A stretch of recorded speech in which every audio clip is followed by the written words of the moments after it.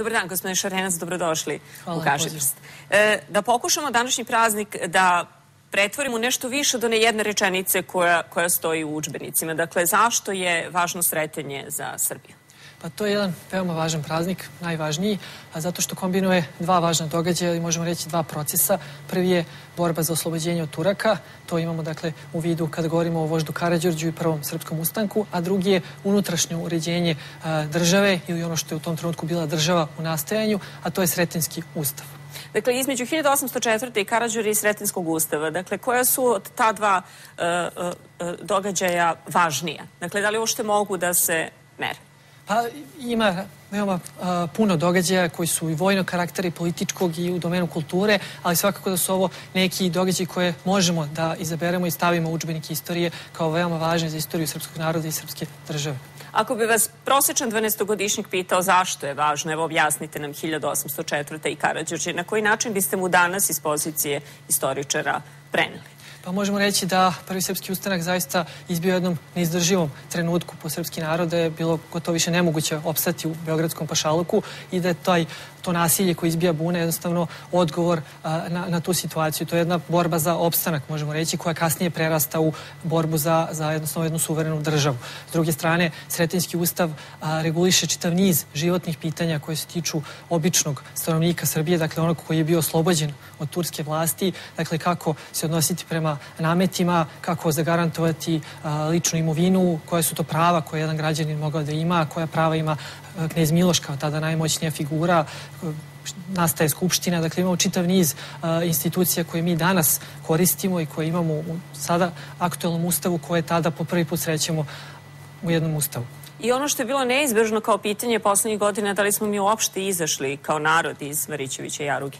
Pa mislim da jesmo uz brojne probleme i postoje mnoga pitanja koja mi se čini da su još uvek aktuelna, koje se pominju u Sretenjskom ustavu, koja i danas predstavljaju sporna mesta, iako su ona zakonom zagarantovana. Kada pogledate kako srpsko društvo funkcioniše danas i njene političke elite, da li mi imamo takve ljude koji prezentuju politiku i društvo danas? Pa, rekao bih da nam fale. Šta nam malo više nedostaje? Malo nam fali više Karađorđa ili malo više kneza Miloša? Pa mislim da Karađorđa možemo lako naći na neki način. Ta ratobornost čim se dovoljno neguje u našem društvu, ali mislim da ipak trenutno više ne cijeni ipak jedna razboritost i da nam je ona uvek potrebna. U tom smislu je Miloš pogodna figura.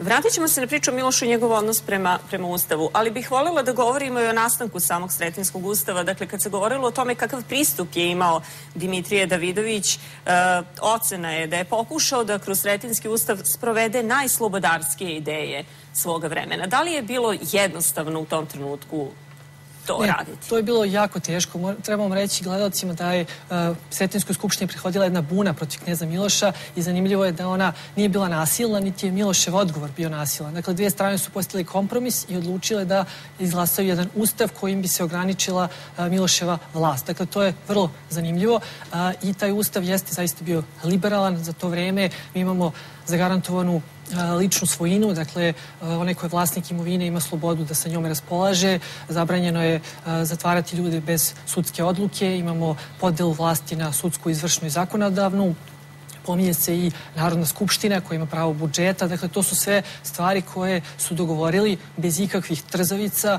ljudi koji su bili nepismeni, njih 2500 koji su stigli iz cijele Srbije, imamo još i 10.000 seljaka koji u Kragujevcu čekaju odluke te skupštine, dakle to je jedna zaista demokratska atmosfera i vidimo mnoge tekovine francuske revolucije jednostavno u toj skupštini.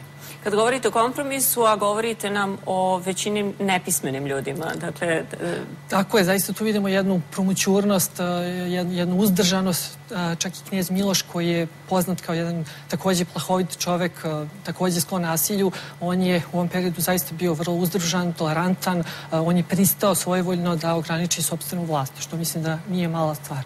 Ali ne može da se postavi pitanje da li je bilo čijeg uticaja na takav pristup? Pa ne, mislim da to je određena čak i naivnost ljudi koji su doneli ustav, dakle oni su verovali da srpski narod može potpuno bez ičijeg tutorstva da donese jedan tako važan akt. Ispostavilo se da su bili u krivu, ali mislim da je to ipak jedna vrlo zanimljiva iluzija i vredan podatak. Dakle, kad se govori o tom ustavu, kaže se da je Davidović, dakle da je stvoren ustav koji je pokazao da razume i svet i vreme u kojem se Srbija tada nalazila. Pa da, to je tačno. S tim što Davidović jeste bio glavni pisac Ustava, ali zanimljivo je da su svi članovi Skupštine mogli da daju svoje predloge i Ustav je bio u dobroj meri utemeljen na predlozima pobunjenika, dakle protiv kneza Miloša. Dakle, on je sasvim uzeo opticaj u obzir ono što su najsiromašniji slojevi takođe tražili. Dakle, to je jedan zaista bio demokratski Ustav. Pronašla sam jedan citat, dakle, kada je Davidović govorio o tome, okolnostima u kojima se stvara Ustav, pa definiše narod kojem pripadamo.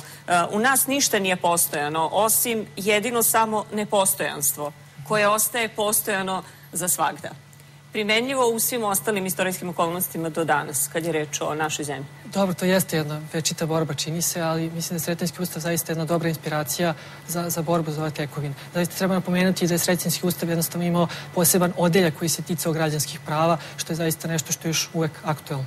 Isto se postavlja pitanje, dakle, da li je pisan, da li smo Sretenjski ustav pisali uz savete da ne naljutimo Portu, Beč i Rusiju? Pa, Srbija je tada vazalna knježevina, dakle za sve se pita Istanbul, za sve se pita Austrija i Rusija i svakako da je to jedan vrlo skučen manevarski prostor, ali tim pre mislim da treba se divimo ovim ljudima što su to izveli ne obraćajući pažnju puno na to šta će neko sa strane da misli, iako je Ustav bio na kraju na snazi samo 2 nedelje upravo zbog tih stranih sila. Mislim da je vrlo važno napomenuti ovaj kompromis koji je postignut, jednostavno činjenicu da su se te dve struje dogovorile i jednostavno u miru uspele da proglasi jedan vrlo liberalan ustav.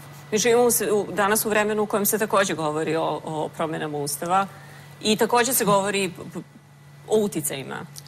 Tako je, jednostavno to je sudbina, čini mi se, malih naroda, ali opet manevarski prostor postoji i sve ove tekovine mislim da su i dalje vrlo aktualne. A kad govorite o tim tekovima, dakle, i kad pričamo o tim uticajima, dakle, da li su ti uticaji danas jači nego što su bili ranije?